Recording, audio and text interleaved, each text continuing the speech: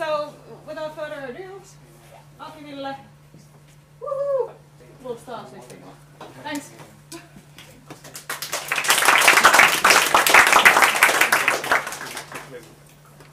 Good evening, everybody. Can you hear me? Yes. You can, okay. I will try to keep up this volume level, so hopefully you can all follow. Great to see so many of you here today, and welcome everybody, and hopefully there is some pizza and some beer or other refreshments for everyone. Welcome to Exove. So we are roughly 100 people company here in Helsinki, in Oulu, Tampere, in Estonia, in Tallinn, and in London and in Singapore. And we design and implement stuff on the digital world mostly. You can find more info online probably if you're really that interested. Yeah. I'm the first speaker today, and I'm already failing the presentation, it seems. Fail fast, fail often. Yes. Yes. Yes. And I'm gonna tell you a small story about the branding project we did for an event recently, because it has some interesting. The process was somewhat interesting, and it has some interesting kind of metaphors, I would say, that might many of us designers might be facing in the near future in our projects, but a bit more about that when we get there. So my title is Metaballs, Isosurfaces and Black Boxes, Adventures in Programmatic Branding. Show of hands, who knows what metaballs or isosurfaces are before this? Okay, so in the room there's two people who know. I don't know that well, so I will ask you guys if needed. So, first of all, the client we did the work for is called Women in Tech.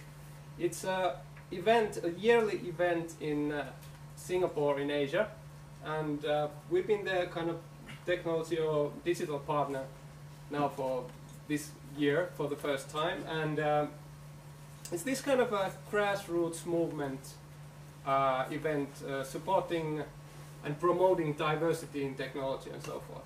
And what's really interesting about it is that the original programmers, back in the day, they were typically women.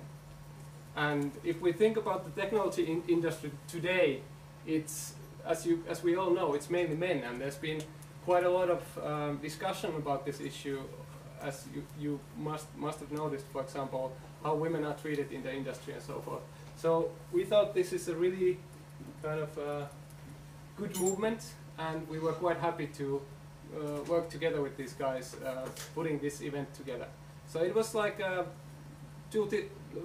roughly something like 2,000 people showed up. It was in Marina Bay Sands, Singapore, a couple of weeks ago, and it was a nice little event, and I was really happy to be part of that. So basically, Women in Tech asked us to come up with branding for them, and we wanted to create a very kind of digital first brand which would somehow showcase kind of their story and what they are about and so forth. So always we started with this. There's in the name already, Women in Tech, there's this kind of a duality, or this kind of I wouldn't say two opposites, because that's definitely what we want to kind of communicate here, but there's women and there's technology. And somehow we wanted to kind of tell this story about this, the kind of relationship of these two things and so forth. Quite soon we kind of melded it into how diversity is represented in technology, and how would we support diversity in technology.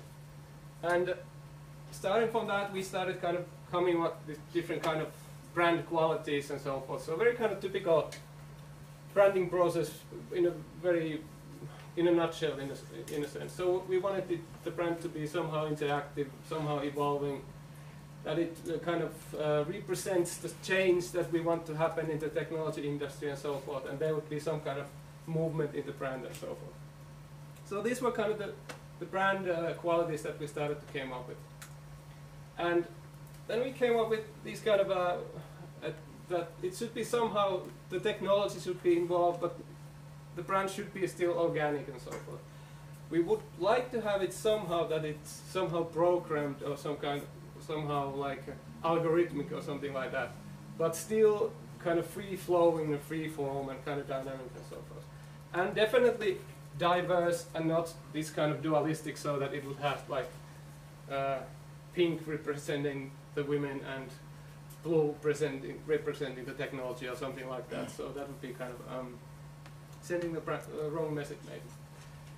So then our designer Jari, who is somewhere in the room, can you, Jari? Oh, there you are. So Jari had this kind of growing interest on this kind of programmatic visuals and creating visuals with code. So then we started thinking, like, what if the brand essence was actually code? So the brand itself would actually be code. And then the code would kind of create these kind of brand visualizations. So basically the essence of the brand, the core of the brand, it would be a piece of programming. And then we started thinking, what could it be? What could this piece of code be? And then Jari had, you can tell maybe a longer version of the story later, but Jari had run into this thing called isosurfaces, for example. So what are isosurfaces? Isosurfaces, it's basically when you take a mathematical function and you apply it to a 3D space or a 2D space. So it's basically a representation of a function on a plane or a space and so forth. And then this surface, it's a level set of this function. And that's the best I can explain it. And this kind of complexity that is built into this, you will see later that it has a meaning and so forth. So here's an example of a kind of a function that can create an isosurface. Not going to go into that in detail either.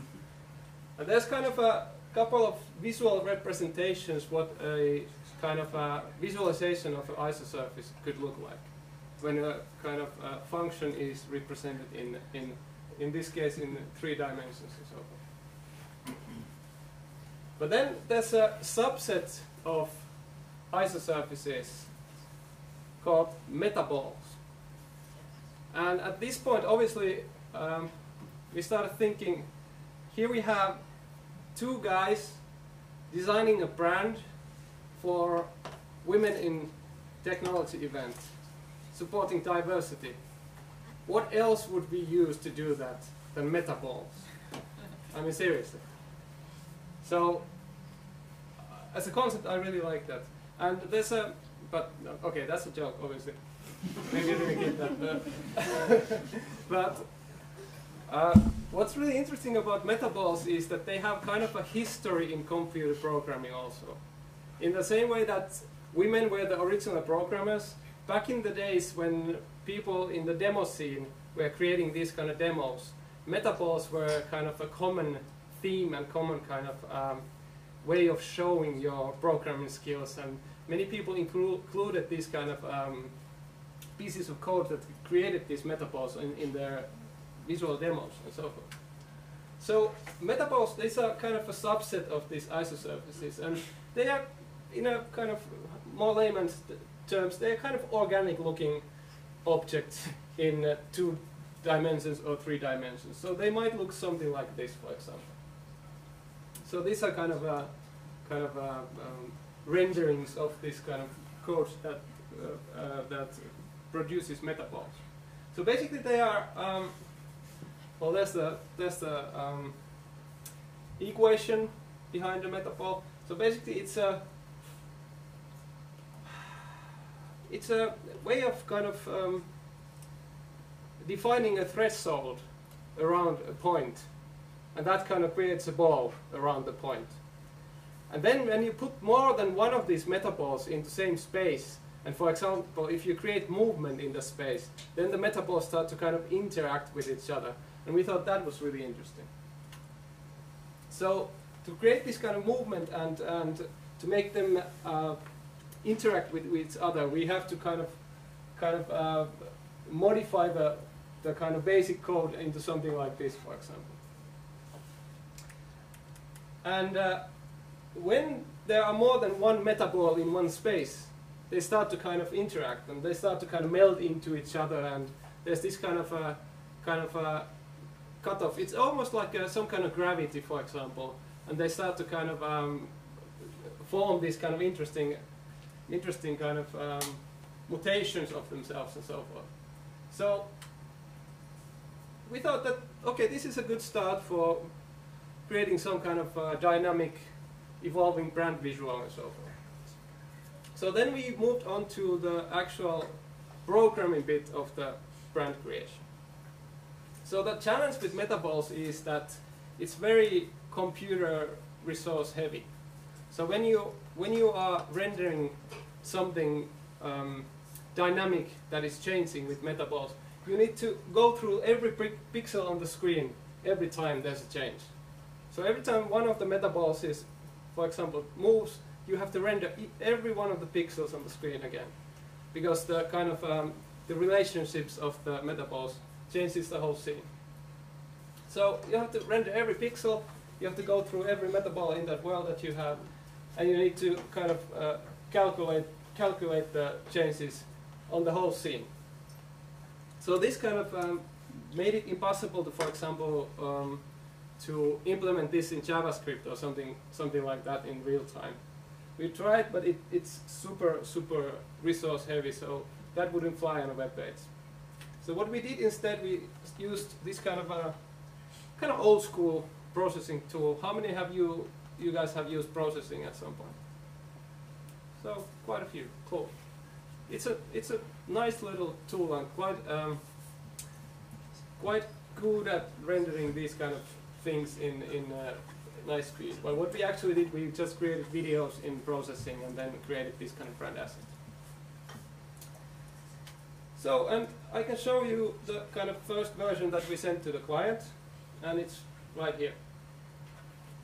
So we have this kind of fluid dynamic thing. And I can tell you it took a couple of rounds of explaining to the client that what the hell am I looking at. so it took kind of a bit of convincing, but then they kind of started to buy into the idea that, okay, maybe this is cool, and they kind of understood the backstory maybe and so forth. So this was the first version that we had. And then we thought, great, we're done. Awesome. But then comes the big but in that project, this project. Client obviously wanted some changes. So basically they said that, yeah, it's great, but can you change the movement a bit, and can you change the kind of the way it moves a bit, and can the balls be less ballsy, and can you change the colors a bit and so forth? And we thought, yes, of course we can, why not? That's great. But then our algorithm that we had created, it started misbehaving. So basically we had created something that we didn't know how to control. As you saw, the calculations or the functions, they were kind of complicated. And we are not exactly like maths, like geniuses here in the end of the day. So we started to get results like this. So yeah, not even close. Then we tweaked some other value a bit, and then we got this. And then all of a sudden we got this. And all client wanted was just a little tweak on the colors.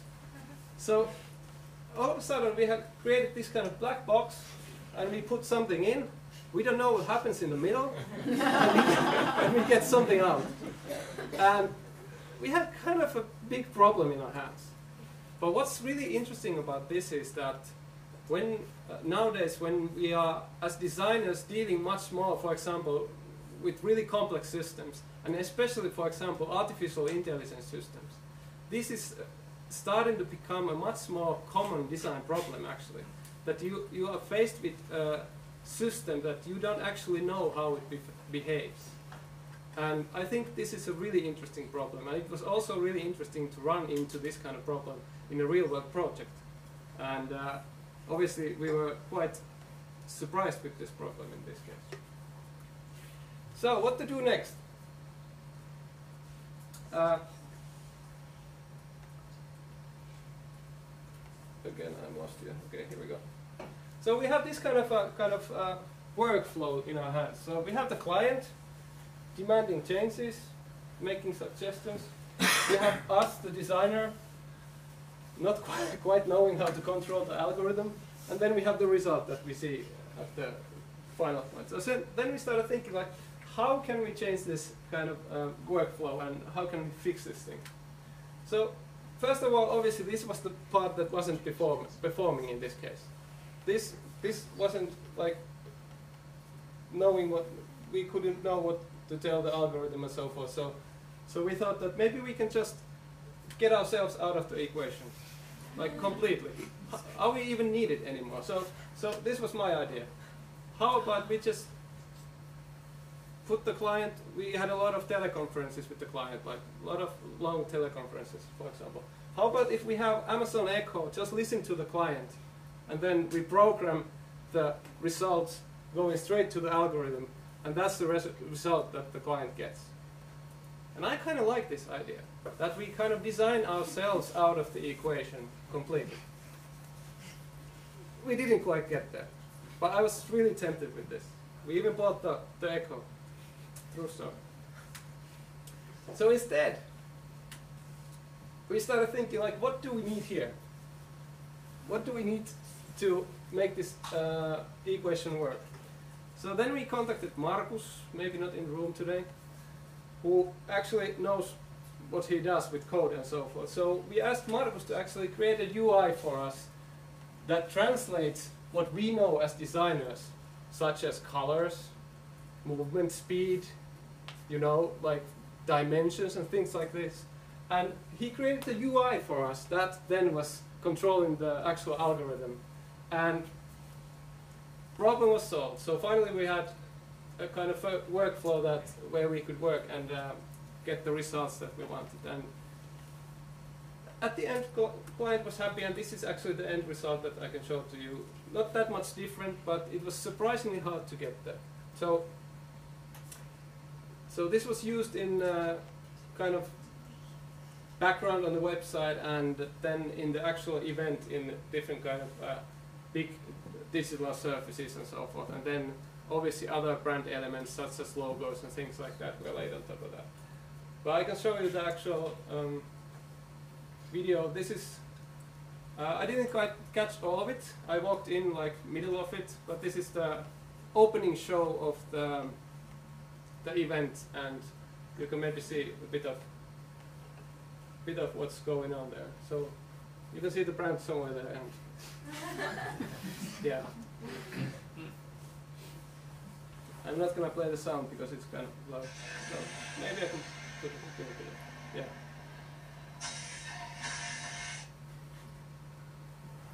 That's it.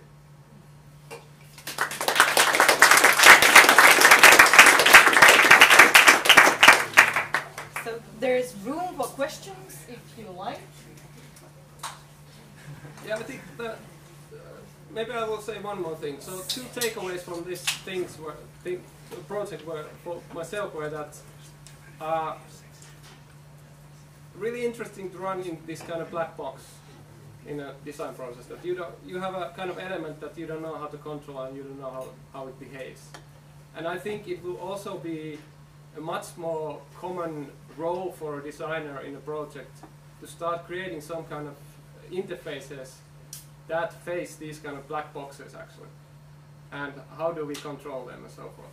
And this will be a much more common design problem also once we get to the era of artificial intelligence and this kind of elements in the design workforce and so forth. So yeah, okay. Were there any women in the team?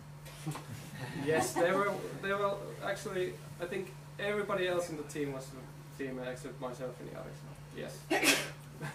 It was a diverse team in all possible ways, I would say. Are they planning to use the branding in future events also, or future stuff, or was it only for this? I'm kind of thinking that, okay, it requires quite a lot of work to get an external person and develop the UI for only like one event, so kind of where's the threshold where to bring in more people? Yes, I can't really go into details, but yes, it's gonna be, the event will be kind of replicated in many different places, and the whole idea of the kind of the brand strategy, in a sense, this was a kind of a small project, but that it can be modified in the future, and it can be different kind of versions of it can be made. Yes. Go ahead. What was the delivery format? Did you deliver a processing application, or did you convert it to P5.js? I have a kind of a question related to that. Okay. So did you deliver the UI that it was used to control the thing, or did you just deliver the end visuals?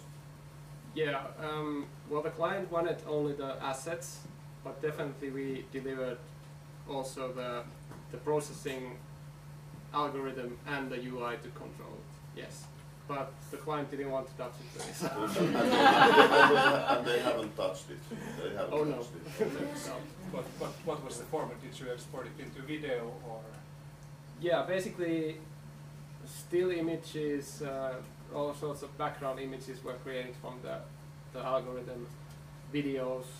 Then we have a kind of black and white version. Then we have this kind of line-based version of this. So there's different kind of variations, but the deliverables that the client got was video files and still images, basically. Yeah.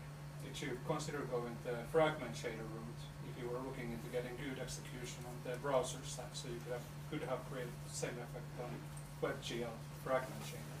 Yeah, but we did, but we still thought that maybe it would be like, I mean, typically if you go into details, these kind of ISO surfaces, typically they are not rendered with the actual ISO surface code. They are typically like there's this kind of shortcuts that you typically take when you render them out.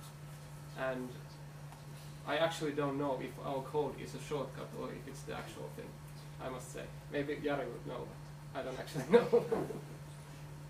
Any other comments, questions? Harri, go ahead. Would you do it again? Definitely. I think this was one of the most kind of fun little projects this year. So definitely, and I really enjoyed projects where something ignites, like that you start to think about things actually kind of outside the project scope also. And I think this was, in that sense, this was a fun project. I would say we did have a kind of a dark moment when the black box appeared. Because we had painted this whole kind of scene and just got the client to buy into that, and then we were like, oh fuck, it doesn't work. Yeah, but definitely I would do it again. Can you show the control UI? Not right now, don't have it on this machine, but maybe, yes. Good point, I should have included that. Go ahead. Yeah, I was wondering, with more and more design stuff coming from more of a control-based systems to constraint-based systems, it's clear that you migrated your thinking from control to constraints in the visualization. But did you extend that type of thinking to any sort of other parameters, such as I don't know, typography or any other visual elements, or maybe there were some UIs or anything? Yeah, actually, the original thing that we pitched to the client, it included logo, new logo, and other elements, but they didn't want those, so they wanted to keep something from the previous years to kind of keep it kind of cohesive in that sense. So we did have some ideas on that, but did not proceed on that. Yeah. Would have been really interesting. Yeah. Yeah, I mean, considering that all of the, like for example, the product design, it's definitely migrating towards there. That you have some sort of decision engine in the background, and you just interface with it. Yeah. Migrating that thing into branding, it makes total sense. Yeah, I really kind of like the idea that if we would just put an AI that would listen to the client and then output something. So that would be a really interesting kind of pilot to do. Yeah. Go ahead. If I may ask, as a result, was it a profitable project? I mean, we had an okay budget for this, definitely, but also, let's say that there was also the element that we really wanted to do this project because we thought that it's a really cool movement. But there was a so-called real budget for this, so it was, I think, like budget-wise, it was okay. Yeah, but as I said, this was not a huge. It's a kind of a grassroots movement thing, so it definitely they don't have crazy amounts of money. Yeah. Anything else? No. Let's have like. Ville has some- Actually, one question. How long was what was the time frame you worked on it? Good question. I think the branding probably a month or two. Yeah. And the whole project like half a year maybe. How much of it was but when you started kind of like struggling with the algorithm? Maybe a week or two. Okay. Yeah. Yeah. If no other comments, thank you guys for listening and